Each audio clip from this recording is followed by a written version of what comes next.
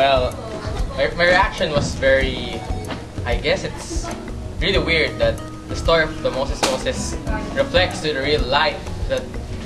Yeah, yung story, I really like the story, you know. Applicable siya sa society natin today. Sa estado ng Pinas, you know, corruption, stuff like that, police brutality. Sa story naman ng Moses, ano siya, parang makikita natin to parang everyday normal buhay ng mga tao, ng mga mga Pilipino. Kung iisipin nga parang kadalasan ito ngayon nangyari katulad nga sa martial law, parang yung pinapatay, yung kawalang justisya ng mga tao. Yun nga. Dali niyo ang kahit saan! Sa presinto! Sa husgado! Sa hustisya! Wag! Kahit saan! Wala na ganun ko! Patay mo, Jason!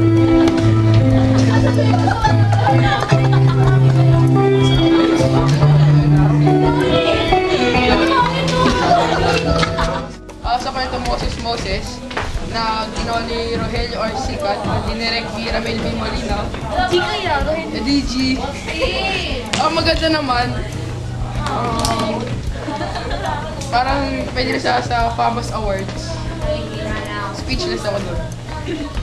Ang kwentong Moses ay isinulat ni Rogelio G. Sikat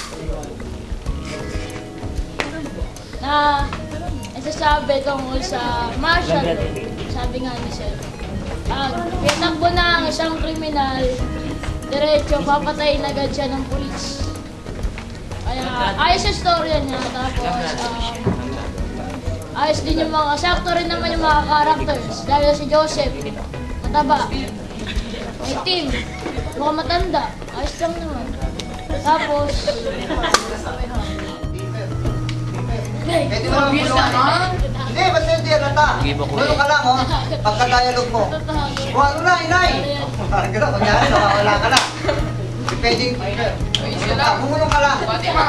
Pero, as much as possible, kabisado lahat. Okay? Pinaka-the best, kabisado lahat. Kasi yung mga nawawala, humihina boses eh. Hindi maintindihan. Kailangan lahat klaro. Ang pakakatingin nyo dyan, Tony, yung Moses mo dito eh, Moses mo doon. Aida, yung dugo ng nanay ko doon. Mayor, importante, yung konsyal, kailangan pasigaw lahat. Pati nga na isang konsyal doon, dito ka, Mayor. Isang konsyal, patinig ako. Pasok eh. Good evening. Ayusin na lang kasi mamaya, papasok na yung dancer at singer. Marami na instrumento rito. Wala na yung offices. Ay, 4, 3. Action! Ay, mansulat. Hindi pwede ba yun? Anak niyo, Mrs. Gwapong bata. Listong bata. Hindi agad-agad nagpapapasok. Abay, Mrs. Maupo naman ho kayo. Ngayon lang naman kami napadalaw dito sa inyo. Teka, bakit yung abay, Mrs.? Ganito na lang. Mrs., maupo naman kayo. Wala na yung abay. 1, 2, 3, action! Mrs., maupo naman kayo. Ngayon lang naman kami napadalaw dito sa inyo. Saan naman, Mrs.? Pahabol pa. Maganda itong apartment na to. Ito ngayon. Ang audience hindi nyo ini-expect. Saan mang scene, meron kayong magugulat minsan na parang tumatawa sila lahat. Pero wala naman nakakatawa. Nangyayari yun. Merong isa dyan na tinatawanan, maaaring kilos ng Ben, kilos ng Tony, o yung itsura nyo, pinagtatawanan kayo, gano'n. Don't be distracted. Tuloy kayo. Pag narinig yung gano'n, lalo nyo ilakas yung ano nyo, dialogue nyo. Ha? Tandaan nyo yun, ha? Narinig nyo, nagkakayo. Bilang si Aida, nakakakaba dahil dun sa visit na rape scene sa unang part kung saan kailangan saktan ako ng saktan at bias pa yung mga nangre-rape. Tapos, yun lang. Ay, thank you. Nung napili ako na Regina, mixed emotions din, masaya at saka nakakakaba kasi sabi nga ni Sir Molina, lead role daw, kaya parang nakaka-pressure yung yung pagiging Regina dun sa kwento. Pero, na-try naman namin yung best namin para ma-portray ng maayos yung role. Tapos dun naman sa Moses ni Rogelio Sikat. At first, kala ko yung story, boring lang, ganun lang, pati thumbs 2 thumbs down. Pero, nung ginagawa na namin. Gusto ko na-appreciate yung kwento. Lalo na kasi pinapaghirapan din ni Sir Molina yung pag-direct sa amin. Kahit matigas ulo namin, yung paisi-isi lang kami. Nandun pa rin siya, seryoso, tsaka na nintindi niya yung mga pagiging.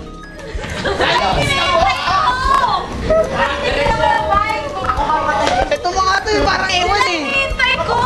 Sino yung hintay? Ay, guys, natin! Naglaman ako po yan! One! Two! Three! Action! What is happening?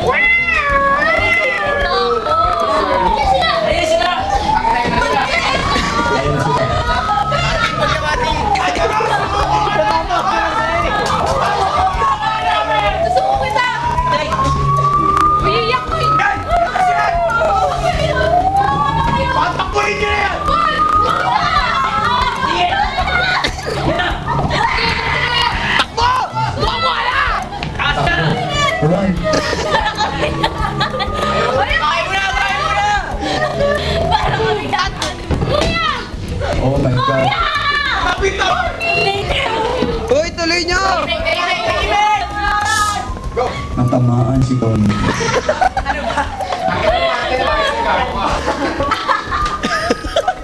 Uy, mag-drama ka na! Ikaw! Bakit mo pinaril? Papatayin niyo siya! Anong papatayin? Sino namin siya dadalhin? Gago! Doon sila rin! Sa akin! Gusti siya! Nung napili akong Aida, siyempre una kinabahan kasi alam ko na mabigat. Mahirap yung role na yun. Lalo na yung sa rape scene. Tapos sumakto pa na hindi ako marunong umiyak. Kaya yun. Tapos Me being the konsihal, well, it was fun being a bad guy again, of course. I think it's in me because of my classmates. But I enjoy it in the long run. It's great. I like playing bad guys, you know, especially because I'm black, and I like the feel, the feel of being a villain, being a bad guy and having power and all that stuff. Like, really like the role, so applies well to my personality. Unang-una, nung sinabi sa akin ni Sir na ako yung magiging sabi niya, bata na naman. Bata, bakla. Bakla. Alam na. Yung Benjamin, ayos lang naman. Sa totoo ako kaysa ayoko maging Tony, ayoko maging Regina, ayoko maging Aida. Siyempre, babae. Ayoko maging yun kasi ang haba ng mga sinasabi nila. So, kaya sa akin yung Ben. Oh, Patrick. Oh! Absent ako bukas, ikaw wala. Uy!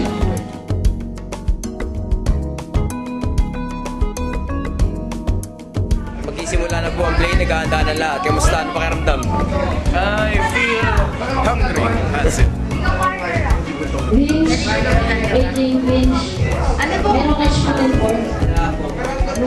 Eliza, how do you feel? Wala lang, kinakabahan. Ang dami. Kita Marlan. Ano pong papel, ma'am?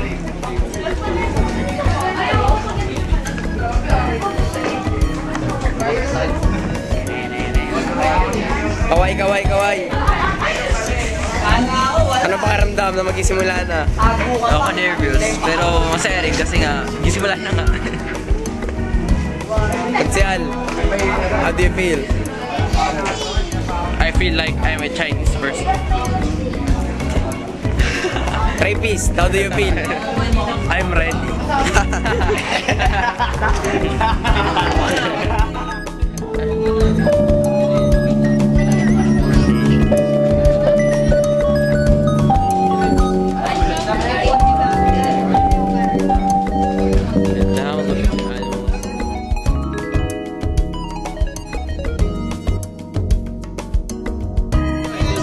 nakita ko sa live na tumawa. Nice talk, may dugo! Lahat ng gamit ko rito, May dugo! Ano masabi mo? May May dugo! May dugo! Ano masabi mo? Bakit mo ginarin? Maglalaro kami! Go ADR! So, lahat ng gamit ko rito.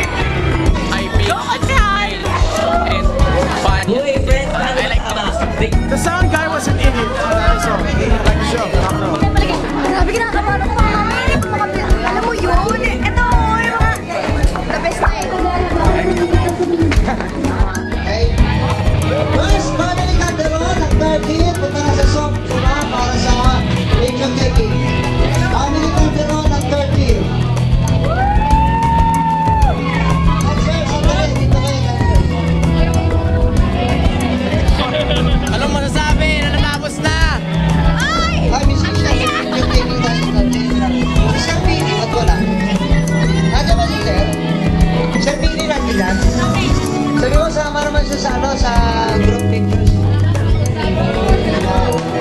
Nice talking. Wala sabi na tapos na.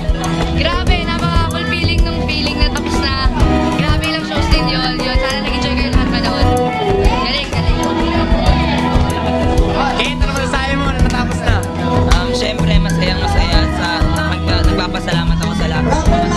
Dahil nag-enjoy sila. Tignan mo, tuwan-tuwa na sila Molina at nagugutom na rin ako. Lumalaban yung paligid dito.